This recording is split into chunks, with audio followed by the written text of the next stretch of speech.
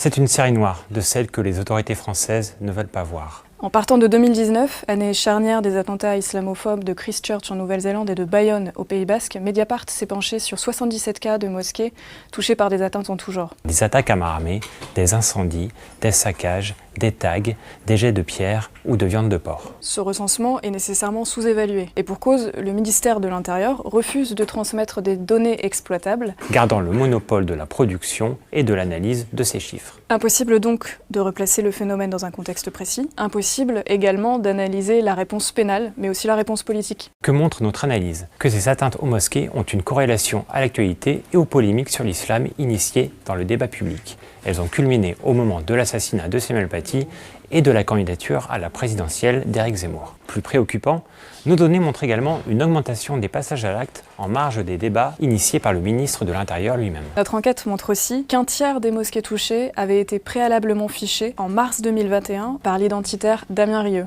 Plusieurs des auteurs ont d'ailleurs des liens établis avec le Rassemblement national ou des groupes identitaires. Côté justice, notre enquête montre un taux d'élucidation assez faible puisque seulement 6 affaires ont abouti à des condamnations sur l'ensemble des cas que Mediapart a décortiqués. Il ressort aussi de notre enquête que la majorité des associations cultuelles musulmanes n'ont pas été tenues au courant des procédures et ont été laissées à leur propre sort. Le constat est sans appel.